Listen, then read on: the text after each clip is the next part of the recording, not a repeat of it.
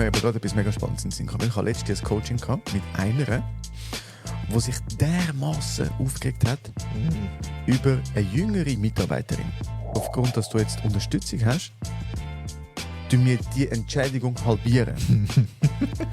Und hast du in deiner jetzigen Funktion einen befristeten oder einen unbefristeten Arbeitsvertrag? befristet. Also offiziell ist er befristet, Genau. aber der psychologische Vertrag... Der geht länger. Und jetzt willst du eine krasse Story hören, um einfach das abrunden, wie wir ticken. Irgendjemand hört das jetzt und ist so, Alter, der Ivo ist easy naiv. Der lässt sich einfach über den Tisch ziehen. Nein, ich bin einfach... Nein! Ich schenke Vertrauen. Das ist so schön. Hallo miteinander und herzlich willkommen zu Kopfchaos. Wir sind zwei Psychologen aus Zürich. Neben mir hockt der Tim, ich bin Ivo und wir begrüßen euch ganz herzlich zu der heutigen Folge. Tim, wie geht's dir? Mir geht's gut, danke vielmals. Wir nehmen Schön. ganz untypisch mal an einem Wochentag auf. Haben wir müssen, weil ich bin nachher dann weg. Und freue mich aufs Wochenende. Wie geht's dir? Mir geht's auch gut. Es ist eine komische Woche, dass wir am Freitag aufnehmen, weil am Montag haben wir frei gehabt, wegen Ostern. Das stimmt. Es ist alles ein bisschen verschoben. Es fühlt sich, ich weiß gar nicht mehr, welcher Tag das Also ist jetzt eigentlich heute im Gefühl Donnerstag. Ja, und darum ist es noch komischer, am Donnerstag aufzunehmen. Egal. Anyhow. Wir haben heute ein Thema mitgenommen, wo wir beide im Vorfeld so gesagt haben, es ist eigentlich komisch, dass wir noch nie wirklich mit dem Thema konfrontiert worden sind, beim Arbeiten oder in einer Vorlesung oder irgendwie. Ich habe schon mal von dem gehört, aber ich habe mich noch nie mit dem müssen beschäftigen. Du auch nicht, oder? Also ich muss mich tagtäglich mit dem beschäftigen. Ich habe einfach vorher, also bei meiner Arbeit, ich habe einfach vorher noch nicht gewusst, dass es das gibt. Und ich sage dir ganz ehrlich, ich habe die Recherche zu dem Thema, das wir heute aufnehmen, gemacht mit KI. Und ich habe so ein bisschen geredet mit ihm und habe so gesagt, so, hey, wir suchen ein neues Thema und so, können wir ein bisschen brainstormen. Dann haben wir ein bisschen miteinander geredet, dann bin ich so, das ist eigentlich noch ein geiles Thema. Habe gesagt, sollen wir mal ein Overview geben über das Thema? Ich bin so, Junge, wieso haben wir das nie gehabt im Studium? Crazy. Wieso habe ich bei meinem Job als Organisationspsychologe das noch nie gehört? Und habe dann ganz kurz gedacht, vielleicht hat KI das einfach erfunden und das müssen kontrollieren, ob das auch effektiv existiert. Es existiert effektiv. Und zwar der psychologische Vertrag. Und ich finde es ein krasses Konzept. Und das schauen wir heute an. Geht es so ein bisschen um Arbeits- und Organisationspsychologie. Darum sage ich brauche es eigentlich tagtäglich. Ich bin jetzt, vorher habe ich einen Namen dafür.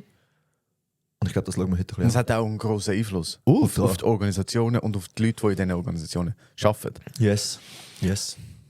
Und der psychologische Vertrag ist ja ganz ein anderer Charakter als der Ein normale Arbeitsvertrag, der schriftlich ist, schwarz auf weiß, es ist klar geregelt, wie man verdient, wie viel Das man unterschreiben schafft. beide Seiten. Alles klar, oder?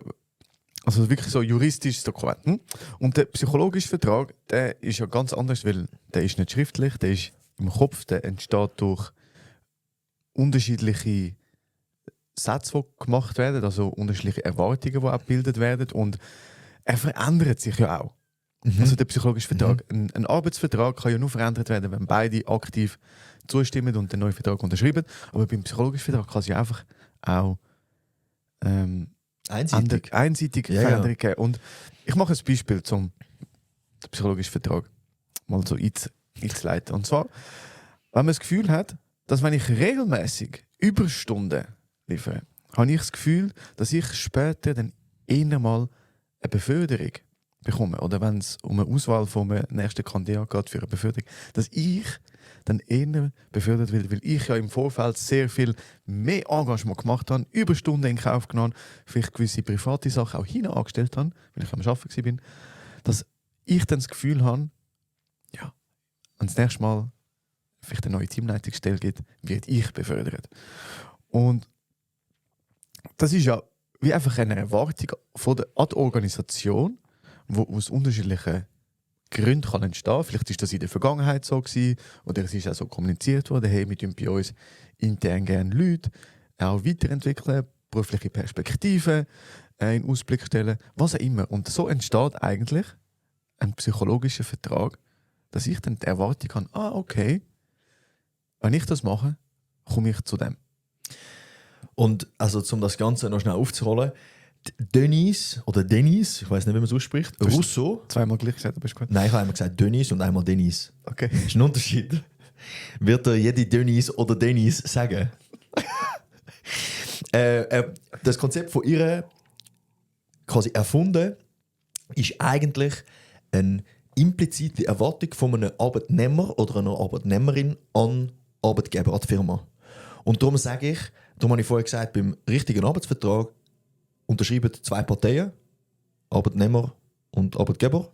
Und in diesem Fall, bei diesem psychologischen Vertrag, ist es einfach, ich als Arbeitnehmer habe implizite Erwartungen, die ich vielleicht nicht ausgesprochen habe, an die Firma. Und dort gibt es zwei Unterschiede. Es gibt so zwei Ausprägungen. Die Verträge sind entweder mehr auf der Seite von transaktional oder auf der Seite von relational. Transaktional sind so, hey, ich komme 8 Stunden arbeiten und meine Erwartung ist, dass ich dann dafür Geld bekomme. Ich mache die Arbeiten und bekomme dann vielleicht dafür ein bisschen Lob. Und das ist sehr kurzfristig und vielleicht auch so, ich würde behaupten, jetzt meine Studiejobs, die ich hatte, so beim Pizza ausliefern, in der Bar arbeiten, das sind sehr transaktionale psychologische Verträge. Ja. So klassische Ferienjobs, Stundenlohnjobs, Yes. die man einfach macht für eine begrenzte Zeit.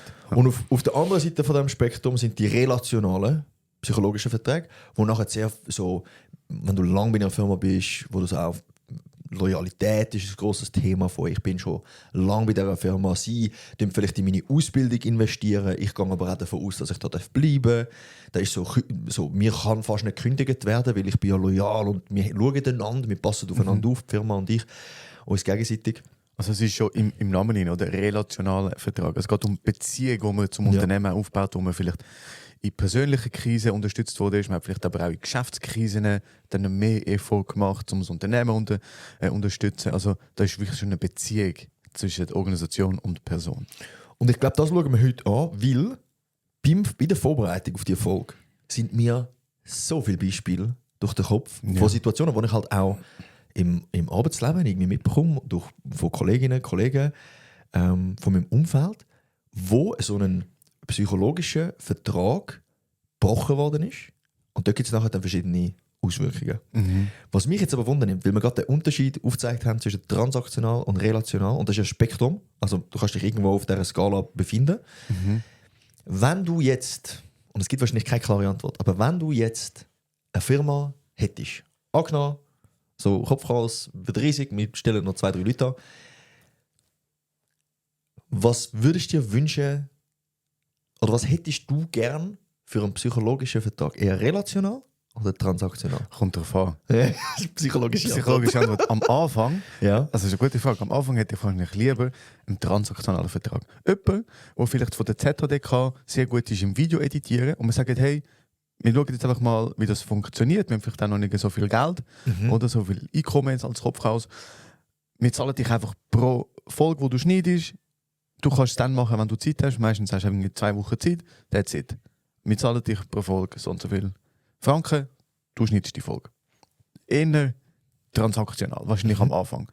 Und das ist auch fein, weil wir ja auch die Sicherheit nicht garantieren können, dass wir ihn irgendwie über Jahre anstellen. Weil wir haben keine Ahnung, wie es ankommt, können wir uns da auch etwas Größeres aufbauen, dass wir finanzielle Sicherheit haben. Und darum ist es wie am Anfang easier.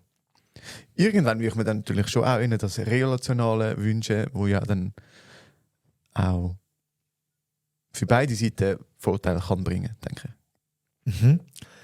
Ich habe mir die Frage auch gestellt, vor allem jetzt auf meine eigene Firma, Ja. mit Soski. Wenn ich dort die Leute anstellen würde, was würde ich mir wünschen?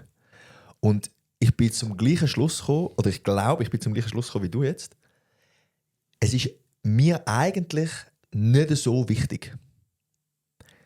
Es gibt vielleicht auch gewisse Leute, die ich mir wünsche, ich habe einen transaktionalen psychologischen Vertrag und mit anderen mit einem relationalen. Zum Beispiel, wenn wir von Kopfchaos reden und wir stellen jemanden an, zum Podcast-Folge schneiden, dann wünsche ich mir einen transaktionalen psychologischen Vertrag mit dieser Person. Mit dir aber, wir haben ja auch einen psychologischen Vertrag, mit dir wünsche ich mir einen relationalen. Ja. Und ich glaube, das Entscheidende ist nicht, ist es so oder so, sondern das Entscheidende ist, dass wir beide im Klaren sind von, hey, wie ist der psychologische Vertrag? Weil es wird dort zum Problem, wo du das Gefühl hast, es ist ein transaktionaler psychologischer Vertrag und ich das Gefühl habe, es ist ein relationaler, weil wenn es dann einen Bruch gibt, und der wird sehr wahrscheinlich geben, dann ist es nachher ultra schwierig, um aus dem rauszukommen. Ja, und das ist gerade so spannend. Aber 2 Sachen. Erstens, das merke ich ja auch mega, wenn ich zum Beispiel mehr mache, jetzt für Kopfchaos, weil du vielleicht gerade als du, weil du vielleicht gerade viel zu tun hast, Ja. dann habe ich wie auch die Erwartung, dass du das machst, wenn ich viel Ja, zu tun genau. habe. Genau. Und also bisher ist es ja immer so gewesen. Ja. Weil wir immer Phasen haben, wo manchmal hast du mehr zu tun, manchmal habe ich mehr zu tun. Und wir ergänzen uns. Zum Glück ist es nie so, dass wir beide gleichzeitig viel zu tun haben. Glaub. Passiert, ist schon auch schon passiert. Ja. Aber dann machen wir halt beide. Oder Ja. nicht? Und jetzt ist mir aber gerade etwas mega Spannendes in den Sinn gekommen. Ich hatte letztes Jahr ein Coaching gehabt mit einer, die sich dermaßen aufgeregt hat über eine jüngere Mitarbeiterin. Und sie, mit ihr, als ich das Coaching hatte, sie ist schon ein bisschen älter gewesen, ich glaube so richtig 60, und schafft schon mega lang in dieser Organisation. Und hat offensichtlich einen relationalen Vertrag gehabt. Also wirklich so, hey, Ich lebe für die Firma und eben, sie sind da für mich, ich bin da für sie, so, oder? Und die jüngere Mitarbeiterin, ich glaube so 324 gewesen, klassisch transaktional. Hey, ich komme arbeiten, ich bekomme Geld dafür und ich gehe wieder, that's it. Wenn ich krank bin, bin ich krank, ich komme nicht krank arbeiten, ich mache keine Mails, wenn ich krank bin, nichts. Einfach so, und ich bringe auch kein Schöckeli als Dankeschön, wenn ich krank bin, sondern ich bin einfach krank gewesen, es ist mein Job, that's it. Ja. So. Und mit ihr, wenn ich es coachen hat sich dermaßen über das aufregen. Sie ist im Unverständnis gewesen, über die Haltung von dieser Jüngeren. Und dann haben wir gesehen, eben, wenn man nicht vom Gleichen ausgeht oder wenn man nicht im gleichen Vertrag hinein ist, kann es zu Konflikten kommen. Und das ist dort genau der Fall. ja. Es ist so spannend, auch die kulturelle, generationsübergreifende Unterschied. Weil ich glaube, das könnte sich auch durchziehen. Ich glaube, Generation Z Wir sind Generation Z. Ja, wir sind aber nicht typisch Generation Z. So, also A, sind wir im allerersten Jahrgang von Generation Z. Ich distanziere mich doch auch an gewissen Stellen von Zuschreibungen, die man der Generation Z macht. Aber ja, anyway. Also ich glaube, dass der Arbeitsmarkt, und ich meine, das siehst du auch mit dem Markt, wo sich so entwickelt, dass man sagt, hey, wir verstehen Generation Z nicht. Oh mein Gott, helfen uns. Oder? Und ich glaube, Generation Z ist dort tendenziell schon eher transaktional. Oder klassische Work-Life-Balance, getrennt. Ich tue mein Arbeitsleben und mein Privatleben trennen. Und ich tue nicht nach dem Feierabend noch für dich etwas machen, weil das wäre eher relational. Oder? Nein, da bin ich jetzt aber, wenn wir jetzt von dem stereotypischen Gen Z ausgehen, ich finde es ein spannendes Beispiel, um über psychologische Verträge reden. Weil die Erwartung als Unternehmen ist ja dann doch relativ groß. Es ist nicht nur, hey, ich komme arbeiten und die zahlen mir Geld. Es ist auch, es muss vielleicht noch ein Sprungbrett sein, ich muss meine Weiterbildung können machen, ich mit Work-Life-Balance. Also, es ist einseitig Transaktion. Weißt du, was ich meine? Oder ist das Ja, also ich meine, nein, aber die psychologischen Verträge sind ja allgemein einseitig. Es sind ja die Erwartungen, die ich als Arbeitnehmer habe an Arbeitgeber. Der Arbeitgeber spielt ja gar nicht mit rein. Ja. Der Vertrag ist wie einseitig erstellt von mir. Und Ja. es ist ja schon transaktional im Sinn. Ich glaube auch zum Beispiel, Generation Z kann besser mit einer Kündigung umgehen. Weil sie sind so, hey, es ist Business. Es ist Business. Ich finde etwas Neues. Aber könnt ihr mal jemandem, sagen wir, Ü40, klar, ist auch schwieriger, nachher wieder einen neuen Job zu finden. Aber dort ist viel mehr so der Vertrauensbruch von, hey, aber wir haben doch jetzt seit Jahren zusammen gearbeitet und ich bin überzeugt auch, da müssten wir mich jetzt fact-checken, dass Generation Z mehr unterschiedliche Stellen hat in einer, sagen wir, 5-Jahres-Spanne. Ja, denke ich schon auch, ja. Also ich glaube, Generation Z von, sagen wir, 25 bis 35 wird mehr unterschiedliche Stellen haben als noch Generation Millennial oder noch weiter vorher. Ja. Aber ja, anyway. Vielleicht wollen wir schnell darüber reden, wie so Vertragsabschnitt in so einem psychologischen Vertrag entstehen. Ja. Weil dort gibt es verschiedene Möglichkeiten, wie das entsteht, und das ist dann immer so ein bisschen im Zusammenspiel. Zum einen sind sicher so Vorab-Infos. Also bei einem Stellenbeschrieb entstehen schon erste Klauseln, blöd gesagt, von dem psychologischen Vertrag. Wenn zum Beispiel steht, ja, wir sind ein offenes Unternehmen, wir irgendwie leben Du-Kultur und flache Hierarchien, Das sind manchmal so Aussagen, die dann in einer Stellenausschreibung stehen. Und dann fängst du dort an zu arbeiten, dann erwartest du auch, dass das auch so ist. Und du hast dann ein Bild davon, wie das könnte sein. Ja, oder wenn steht, hey, wir erwarten Leute mit Eigenverantwortung, Eigeninitiative, geben Platz, um sich können entfalten. Dann hast du einen Chef, der micromanagt. Super. Genau, wo Verantwortung kann, und dann wirst du micromanaged. Ja. Ist so, das ist nicht der Vertrag, den ich gemacht habe. Ja. Dann gibt es so soziale Einflüsse, also von Arbeitskolleginnen und Arbeitskollegen, aber auch, ich würde sagen, von privaten Kollegen, die vielleicht von ihrem Job erzählen, von ich habe jetzt da angefangen und irgendwie ich habe die und die Benefits und das wird von mir erwartet. Dann übernimmt man vielleicht gewisse Sachen. Das finde ich mega spannend. Weißt du wieso? Weil das finde ich, hast du mega stark gemerkt im Wechsel, seit Homeoffice viel häufiger geworden ist, wo all die im Büro geschafft haben, nach Corona, haben weiterhin also die haben als erstes Homeoffice bekommen, haben immer noch Homeoffice, und all die vielleicht im Detailhandel geschafft haben, in der Apotheke, also einfach so Stellen, wo du hast müssen, oder auf dem Bau, wo du hast müssen vor Ort sein, die haben dann eher auch Mühe damit gehabt. Das habe ich unterschiedlich, ich weiß nicht, wie wissenschaftlich das ist, aber ich habe das unterschiedlich wahrgenommen, dass zum Beispiel Leute, die in der Apotheke geschafft haben und haben müssen am Sonntag arbeiten, sind so gesagt, boah, ich könnte aber auch Homeoffice, und sind dann irgendwie zu einer Krankenkasse arbeiten, wo es Homeoffice haben und normale Bürozeiten. Also es ist wieder das Umfeld, sind wie neue Erwartungen an das Unternehmen entstanden. Und wo das noch viel extremer ist, glaube ich, in Unternehmen, wo du beides hast.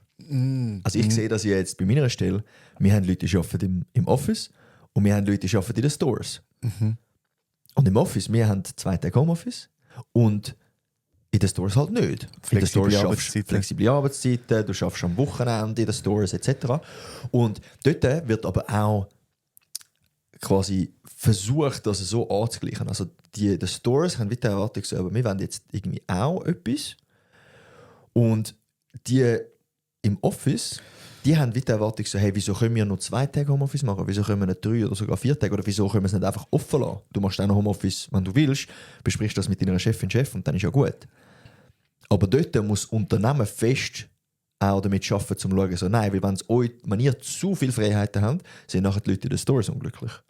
Und ich glaube, dort siehst du dann auch die Erwartungen, die sich ergeben aufgrund von deinem Umfeld. Ja.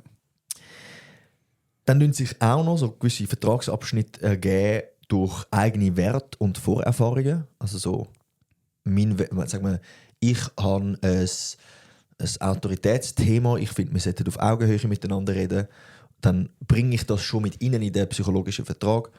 Und wird dann wahrscheinlich schwierig, wenn ich einen Chef oder eine Chefin habe, der sehr hierarchisch mit mir umgeht. Kann aber auch andersrum sein, wenn ich so aufgewachsen bin, dass ich sage, hey, ich will ganz klar angesagt, was ich machen muss. Ich will, dass auch mein Chef oder meine Chefin auch klar dann dort die Verantwortung übernimmt und ich mich zurückziehen kann. Und dann hast du eine Chefin oder einen Chef, der dort steht und sagt, hey, was denkst denn du? Und hey, du bist ja da mit ihnen. Und dann kann das dort dann auch schwierig werden. Und dann gibt es so implizite Signale, die im Unternehmen irgendwie stattfinden. Hast du ein Beispiel? Mails am Wochenende. Mails bekommen nach der 6 Uhr. Arbeiten in der Ferien. Arbeiten in der Ferien. Das sind halt so implizite Signale von, hey, so handeln wir das bei uns hier im Unternehmen, wo du dann vielleicht eine Klausel aufnimmst in deinem psychologischen Vertrag, wo du dann vielleicht auch mal ein Mail rauslässt am 6 Uhr. Ich meine, bei deinem jetzigen Arbeitgeber, bei meinem vorherigen Arbeitgeber ist das ein grosses Thema, dass man das nicht machen sollte. Oder das wird auch explizit ausgesprochen, dass man keine Mails machen nach einer gewissen Zeit. Ob es dann so gehandhabt wird oder nicht, ist vielleicht etwas anderes. Aber stimmt, das wird schon so ausgesprochen. Ja. Und jetzt, bei meinem jetzigen Arbeitgeber, wird das nicht ausgesprochen. Da wird's auch, also, da kommt dann schon mal ein Mail rein an einem Freitagabend.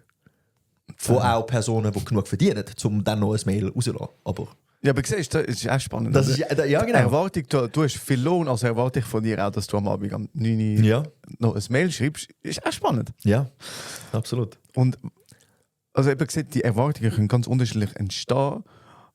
Und ich finde jetzt aber, es ist eben nicht nur einseitig. Also es ist nicht nur, ich habe Erwartungen als Unternehmen, es kommt ja manchmal auch von der Kultur des Unternehmens auf mich zu. Also würdest du jetzt das Modell von der Denise Rousseau erweitern?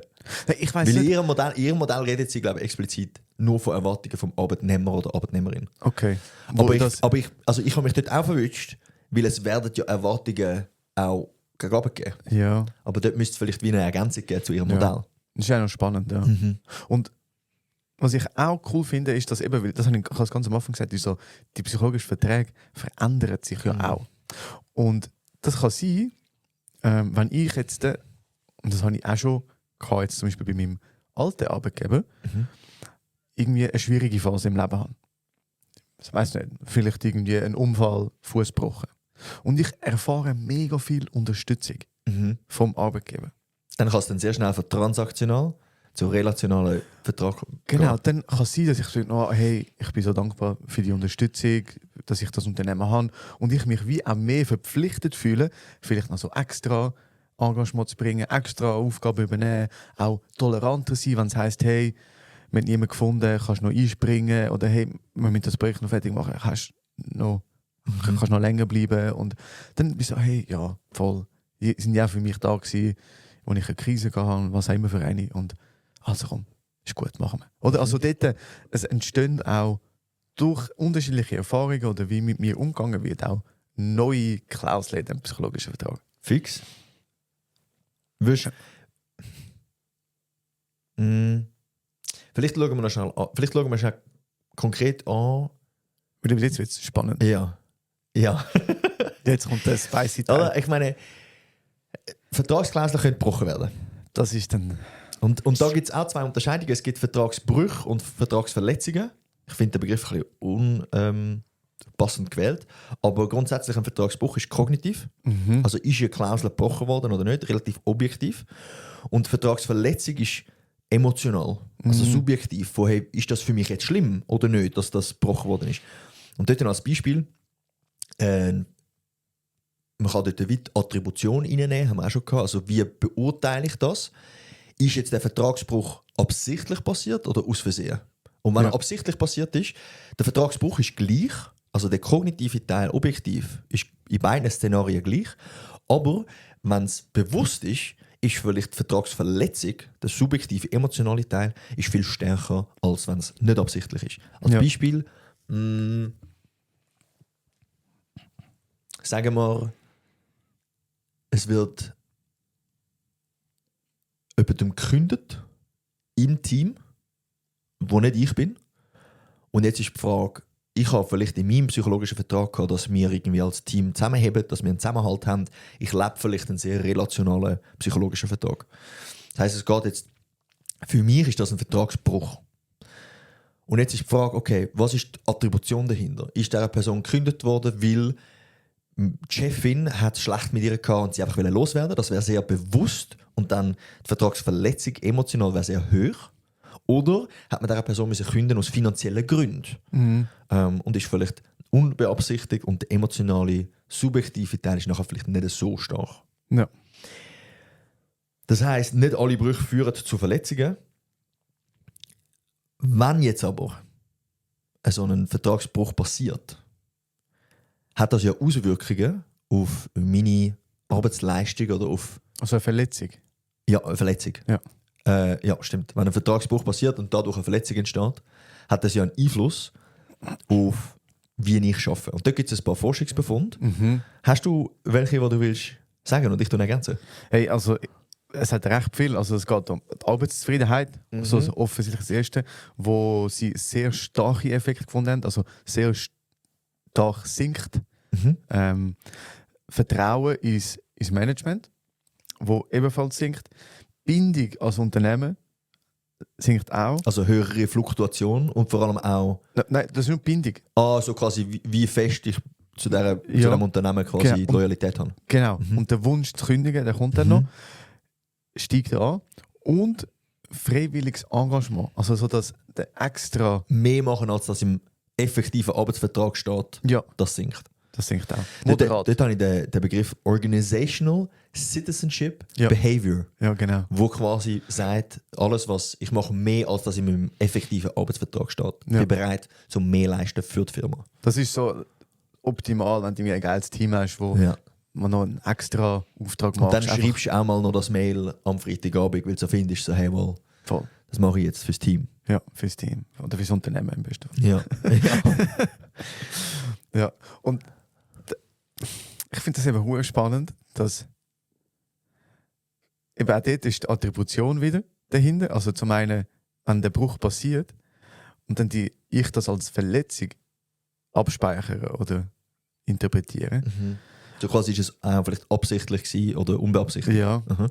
Hey, und in der Vorbereitung auf das sind wir ist mir einfach auch wieder mega viel bewusst geworden. Ich meine, ich habe extrem starken psychologischen Vertrag mit meinem jetzigen Arbeitgeber. Also, wo ich so gemerkt habe, das sind schon Erwartungen rum. Nicht mal implizite Erwartungen, sondern einfach Erwartungen, die nicht im Vertrag stehen, aber wo wir mal darüber geredet haben.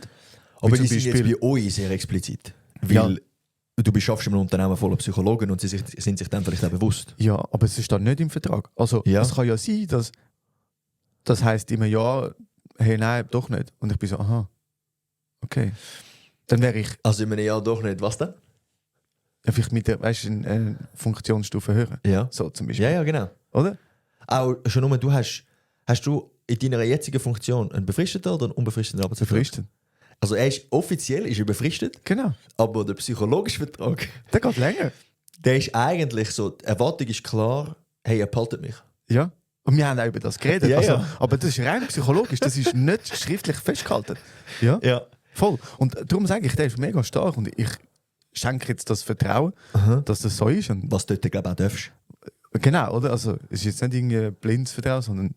Ne? Und trotzdem habe ich mir so gedacht, ja, das ist eigentlich alles ein psychologischer Vertrag. Ja. Und ich habe ja noch jetzt vielleicht ein spannendes Beispiel, wo ich mache ja nebendran, bin ich ja noch so halb freiwilliges Engagement. Also ich organisiere ja die National. Also du machst es schon freiwillig, aber du wirst bezahlt. aber ich bekomme Geld dafür. Du bist nicht genau. gezwungen, um das zu machen. Genau. Okay. So, darum sage ich halb freiwillig. Ja, Das ist ja ein Engagement für Special Olympics, wo wir National Games organisieren, die jetzt dann im Mai stattfindet. Und ich habe dort wie Willst du einen spezifischen Event noch schnell promoten? Ihr geht auf die Webseite zug2026.ch. Er findet Ende Mai statt, nach Pfingsten.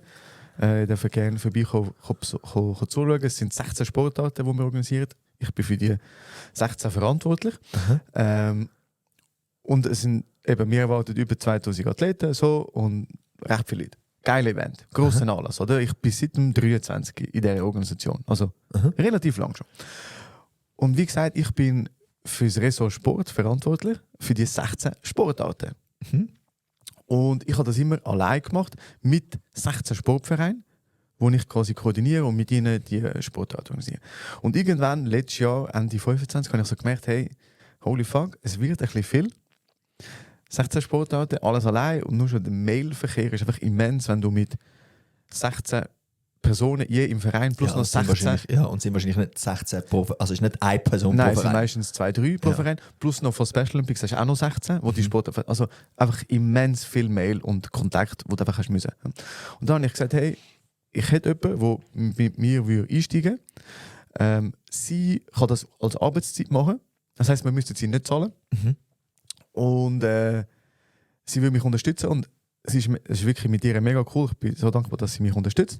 Und wir haben gemacht, hey, du nimmst 8 Sportarten, ich nehme 8 Sportarten. Dass wir einfach das klar trennen können. Und eben, mich hat dort nicht einen Arbeitsvertrag. Es ist einfach mal gesagt worden, hey, es gibt eine Entschädigung. So, ein Teil Spesen, ein Teil Entschädigung. Aber wie ein Fixbetrag. Ein Fixbetrag. Aber jetzt nicht auf wie viele Stunden, so. Einfach ein Fixbetrag. Und nachher ist bei mir, haben wir das so angefangen, wir haben es aufgeteilt, oder? Und irgendwann ist die Geschäftsleitung auf mich zugekommen und sagt, hey, eben aufgrund, dass du jetzt Unterstützung hast, tun wir die Entschädigung halbieren. Und für mich ist das mega schlimm gewesen, weil ich bin so gewesen, hey, es ist ja nicht, dass ich jetzt die Hälfte von der Arbeit habe. Also rein zeitlich mache ich genau noch gleich viel. Ich brauche einfach mehr Zeit, weil es jetzt näher an die Games kommt, wenn es effektiv stattfindet. Das heisst, ich kann nicht jetzt die Hälfte abgeben und mache die Hälfte vom Job. Ja. Ich brauche einfach noch mehr Zeit, oder? Ja. Und was sie aber nicht gewusst haben, ist, dass sie das auf Arbeitszeit kann machen und gar keine Entlöhnung hat wollen. Ja. Aber in dem Moment, eigentlich nur schon, dass das Thema geworden ist, Ist ein bisschen ein Bruch gewesen. ist für mich ein mega starker Bruch gewesen, ja. Und Verletzung. Verletzung. Es Ja. ist eine Verletzung gewesen, ja. Ich bin wirklich... Also beides. Ja, ich bin enttäuscht gewesen. Ja. Wirklich so, hä? Aber ich mache das ja nicht fürs Geld. Und es ist Ja. auch nicht so... Ja, dass das ich ist, also du hast mir ja mal gesagt, was die Entschädigung ist und ich sehe, wie viel das du schaffst für das Ja. und so auf die Stunde abgebrochen, Ja. finde ich, verstehe ich, dass bei dir die implizite Erwartung da ist, dass es jetzt nicht halbiert wird. Ja. Verstehe ich schon. Und eben, du machst ja nicht wegen dem Geld. Ja. So. Das ist ja nie meine Motivation gewesen. Ich finde es eine geile Sache. Oder? Und aufgrund von dem, dass es, und das finde ich mega spannend, habe ich mit jemandem im Geschäft über das geredet, weil es mich wirklich beschäftigt hat. Und dann hat sie so gesagt, hey, so, weil plötzlich das Thema Geld im Verhältnis gesetzt wurde ist zu Deiner Arbeit. meiner Arbeit, Ja. ist plötzlich transaktional geworden. Ja. Und ich bin so gewesen, ja. Weil jetzt ist es so, ja, und jetzt mache ich nur noch die Hälfte. Ja. Also tue ich jetzt meine Arbeitszeit reduzieren. Also da ist gesehen, plötzlich, und warum ich das jetzt so offen erzähle, ich habe mit ihm, wo aus der Geschäftsleitung, mega gute Beziehung und ich konnte das offen mit ihm können diskutieren und wir haben das können klären. Aber ich habe es einfach eine mega spannende Erfahrung gefunden, weil dort habe ich genau so eine, in meinem Leben sehr starke Verletzung vom psychologischen Vertrag erlebt. Und was das auch für Gedanken und Gefühle ausgelöst hat, ist so gewesen, ich bin so, ja gut, dann mache ich halt gar nicht mehr. Weißt du, so eine impulsive, ja gut, wenn es plötzlich transaktional ist, dann sehen wir ja, oder? So das Impulsive und jetzt im Nachhinein merke ich, hey, alles gut, wir miteinander können klären und so. Es ist ja auch ein Missverständnis vorgelegen. Yes. Da wieder Nicht absichtlich. nicht absichtlich. Ja. Wir haben es können klären, alles gut. Aber ich habe einfach schon in dem Moment gemerkt, hey, wenn so ein psychologischer Vertrag gebrochen wird, ist heavy. Ja. Und jetzt, danke für die krasse Überleitung, Ivo. Weil es gibt ja 4 Reaktionstypen, von wie man auf so einen Vertragsbruch und dann auch Verletzung reagiert. Du hast jetzt gerade mehrere beschrieben. Grundsätzlich würde ich sagen, am Schluss hast du Voice, also es gibt wie 4 verschiedene Reaktionstypen. Ja. Exit, Loyalty, Voice und Neglect. Sorry, schnell. Exit, Loyalty. Voice und Neglect. Aber ich beschreibe sie gar nicht auf Deutsch. Ja. Du hast aber Voice gezeigt. Also Voice bedeutet, hey, ich spreche etwas an, es stört mich. Du hast aber auch beschrieben, dass ein erster Gedanke war, ja, mache ich jetzt weniger, schieß mich an, mache ich nicht. Dann wäre es Neglect, also ich tue Sachen vernachlässigen. Ein Vertragsbruch, eine Vertragsverletzung bedeutet dann für die Reaktionstypen, dann mache ich jetzt meinen Job weniger gut. Ja. Oder? Dann gibt es den Reaktionstyp Loyalty, wo dann die Leute sind, wo der Vertragsbruch passiert und sie sind so, oh, ist jetzt sicher nicht irgendwie extra gewesen oder so, ich mache jetzt mal einfach weiter und warte ab. Und die arbeiten dann einfach weiter und irgendwie machen das sehr lang mit, aber vielleicht irgendwann wird es dann auch zu viel. Und dann gibt es noch Exit, wo dann einfach ist so, oh, okay, ihr macht das so mit mir. Jetzt wollte ich sagen, ihr fickt mich so. Aber dann gefunden, das ist ein bisschen direkt, jetzt habe ich es trotzdem gesagt. Ich gehe jetzt. Oder? Und dann Ja. werden meistens gekündigt oder es wird irgendwie... Meistens kommt ja dort zuerst mal eine innere Kündigung. Ja. Dann wird mal 3 Monate nicht mehr gearbeitet. Also so, nicht mehr wirklich produktiv gearbeitet. Dann kommt der Neglect. Ja. Neglect. Und dann ist so, ciao zusammen. Okay, tschüss. Ja. So wie ihr mir, so ich euch. Ja. Und da ist, glaube ich, ganz klar, so Voice ist sicher am funktionalsten. Ja, und das finde ich jetzt spannend, weil Voice, ich habe das eben letztens recherchiert, für wann entsteht Voice? Also, dass man Sachen anspricht, auf den Tisch legt. Und für das braucht es Psychologische Sicherheit. psychologische Sicherheit. Das ist vielleicht auch mal ein spannendes Thema, psychologische Sicherheit. Das haben wir noch nie gehabt. Ich glaube, wir haben es mal so 1-2 Mal erwähnt, aber ja, es ist ein spannendes...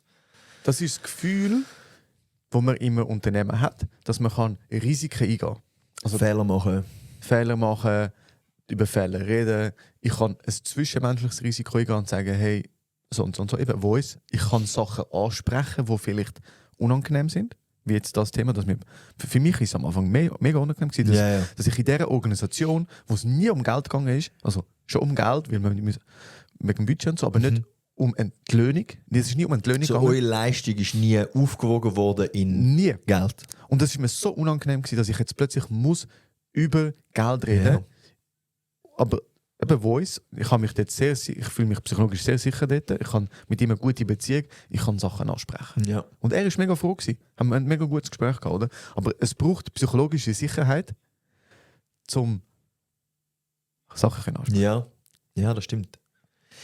Ich glaube, ich habe in der Vorbereitung für mich wieso gemerkt, dass ich das Glück gehabt bis jetzt, dass ich so Sachen immer ansprechen konnte. dass ich auch, das war noch eine spannende Erkenntnis für mich, so als Reflexion, ich glaube, ich habe von der Grundtendenz, von ich als Person, habe sehr, sehr starke psychologische Verträge.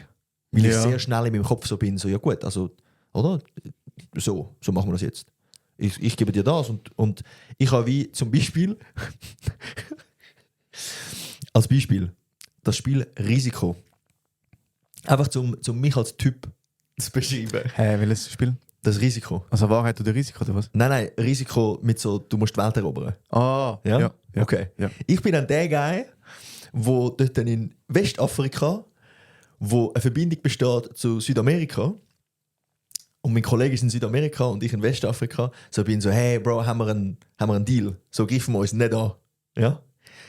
Und für mich ist das dann der psychologische Vertrag, wir haben ja nicht unterschrieben. Ja. Er sagt, ja, ist gut. Ist für mich dann so, okay, der ist bindend. Und bevor wir uns dort angreifen, wird zuerst darüber geredet und dann gibt es irgendwie 3 Runden, bevor wir uns wir uns dann verschieben und so. Das ist mein psychologischer Vertrag. Und dann werde ich angegriffen von dem Und dann ist bei mir der psychologische Vertragsbruch und Verletzung ist riesig. Oder? Also bei mir sind dann wie so relativ schnell Regeln gesetzt, implizit, wo es für mich einzuhalten gibt. Wir haben nie irgendwie darüber geredet, ob man jetzt 3 Runden wartet oder nicht. Seine Reaktion war dann so, ja Bro, es ist ja der Sinn vom Spiel. Und er hat ja recht. Ja, aber ich sehe voll, was du meinst. Und für mich, ich habe wirklich gemerkt, auch mit dem Älterwerden und so ein bisschen an den Arbeitsplatz, ich muss meine impliziten Erwartungen explizit machen und offen aussprechen, weil nur dann finde ich raus, ob es die andere Person auch so sieht. Und B, die Organisation. Es geht ja die Organisation, oft um die Organisation. Ja, oder halt Führungskraft und so auch, ja. Führungskraft und Organisation. Und zweitens habe ich gemerkt, ich muss meine Erwartungen vielleicht auch ein bisschen abschrauben. Vor allem, wenn es so um Loyalität und moralische Verpflichtungen geht.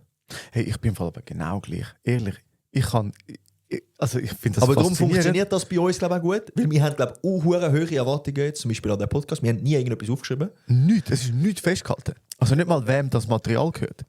Ja, und das ist, und muss ich mal sagen, ich habe ja, wir machen jetzt Kollektivgesellschaft aus dem Podcast. Ja. Und überall, wenn du schaust, Kollektivgesellschaft steht, du musst keinen Vertrag haben mit quasi den verschiedenen Parteien, aber es ist sehr fest empfohlen. Ja. Und ich habe dann mal so einen Arbeitsvertrag, so einen Kollektivgesellschaftsvertrag aufgesetzt und dann halt so, du hast so Strukturen und kannst das so ausfüllen und dann ist eben so, wem gehört das Material und blablabla. Hey, ich habe das so unangenehm gefunden. Ich habe das so unangenehm gefunden. Und schlussendlich, es ist alles 50-50, aber das explizit auf Papier zu schreiben, hat sich für mich so falsch angefühlt, weil es ist so ein Vertrauensbruch gewesen von, hey, das ist ja bei uns klar. Ich vertraue dir. Ja. Ich vertraue dir. Und das aufzuschreiben, hat sich so falsch angefühlt, so disloyal, so vertrauenslos. Aber ich habe es trotzdem gemacht. Habe ich ihn dir mal geschickt? Nein. Wir müssen dann mal zusammen Ich habe nicht mal die Erwartung, dass man ihn schickt. Ja. Ich habe einfach unterschrieben.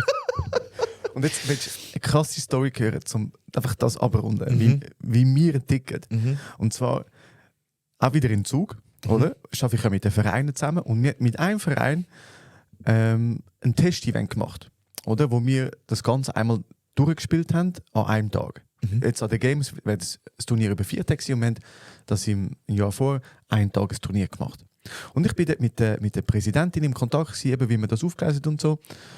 Und dann sagt sie so, hey, eben von meinem Beruf, ich schicke dir noch einen Vertrag wegen der Entlöhnung. Also wir haben wie der Verein pauschal für den Event zahlt. Und ich bin so gewesen, was für ein Beruf? Also ich hätte es jetzt einfach so mündlich gemacht. Sie sagt, ja weißt, ich bin Anwältin. Ich so, aha, okay, ja weißt, ich bin Psychologe, ich vertraue dir. Was hat sie drauf gesagt? Sie so, ja, aber ich schicke dir trotzdem mega schön. Also dann können wir das wenigstens schnell in einer Mail. Ich so, ist gut, ich schreibe dir ein Mail. Ja, schöner Kompromiss. Das ist so der Kompromiss. Ja. Und ich bin so gewesen, ich hätte nichts gebraucht. Ich bin einfach davon ausgegangen, dass wir das so machen und wir dann das am Schluss zahlen. Ja. Und dass ihr fein raus sind. Aber sie hat wie die Sicherheit gebraucht. Weil, eben. Jetzt musst du schauen, jetzt wirst du so gescammt. Irgendjemand hört das jetzt und ist so, Alter, der Ivo ist easy naiv. Der lässt sich einfach über den Tisch ziehen. Nein, ich bin einfach... Nein! Ich schenke Vertrauen. Das ist so schön. Und das hat ja auch der Persönlichkeitstest von uns beiden gezeigt. Ja.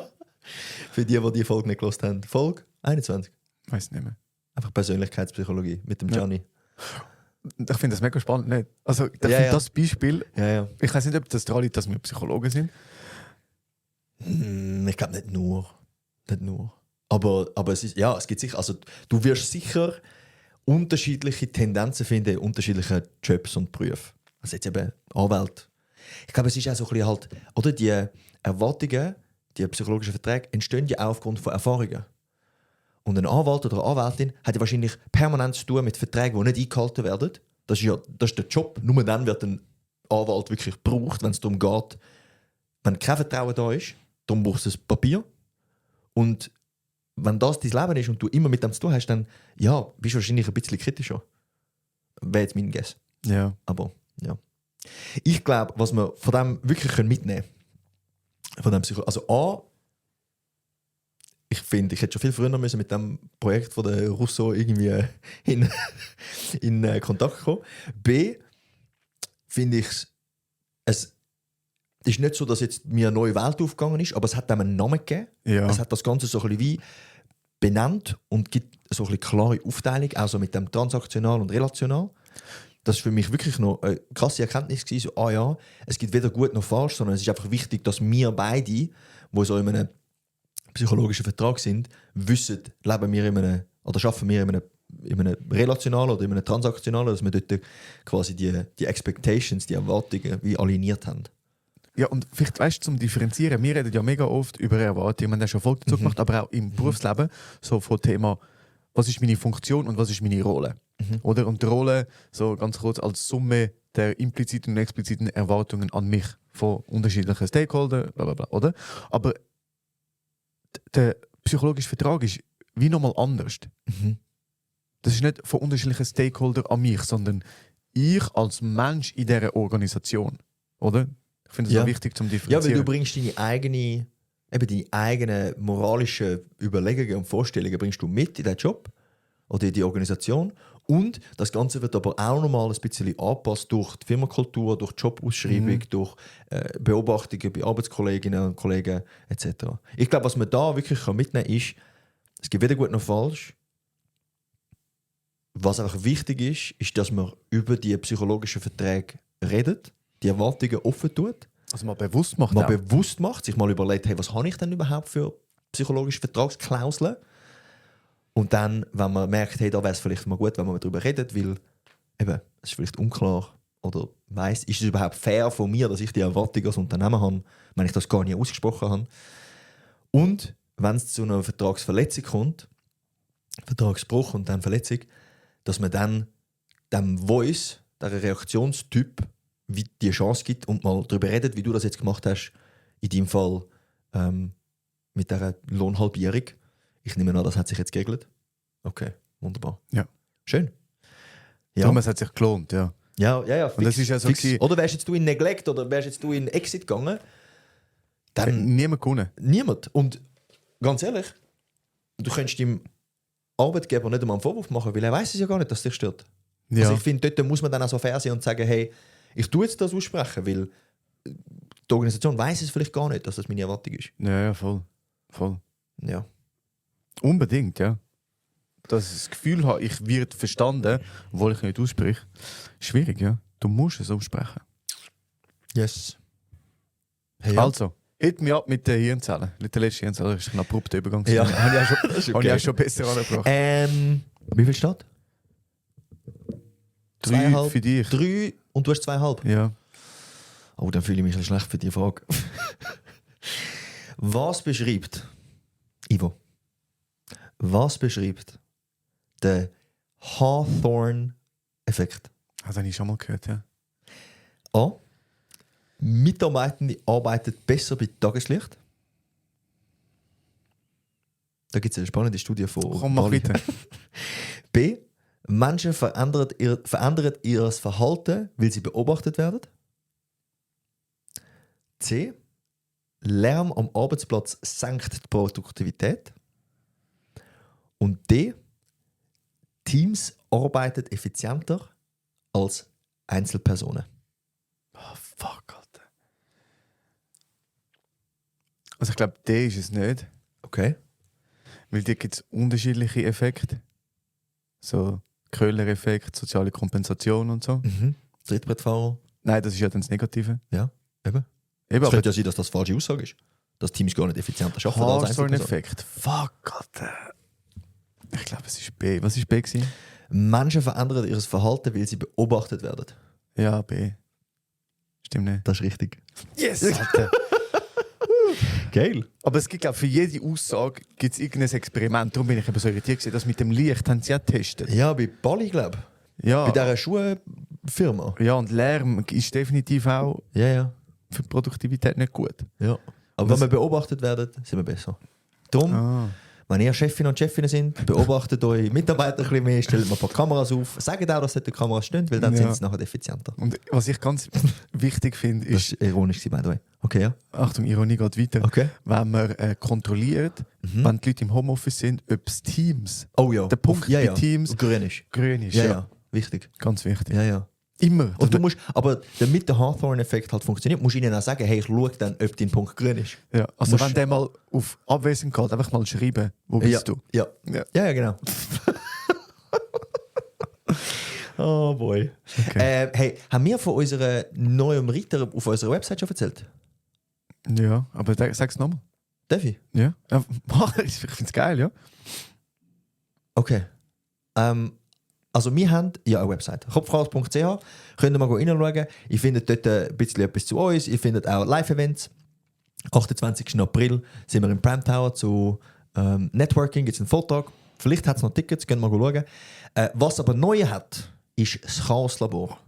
Das Chaos-Labor ist eine Sammlung von allen Folgen. Und in diesen Folgen gibt es jeweils noch weitere Informationen. Also wenn wir Sachen nicht können, bei Spotify oder bei Apple Podcast in die Beschreibung reinnehmen, wie zum Beispiel Bilder oder PDF-Dokumente oder was auch immer, dann ist das dort im Chaos-Labor. Und für die letzte Folge gehört haben, das Disk-Modell, der Ivo und ich haben no shit einen Test entwickelt, kopiert, muss man sagen, Ja.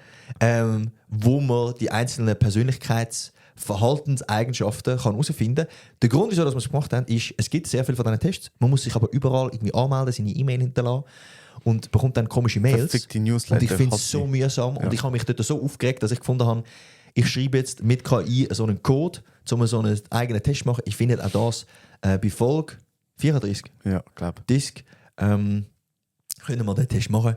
Können wir mal das Chaos-Labor auschecken. Manchmal hat es etwas, manchmal nicht. Aber wir sind sehr happy damit, dass Ja. wir das jetzt haben. Und noch eine kleine Ergänzung. Warum heisst es Chaos-Labor? Weil wir sind kleine Erfinder.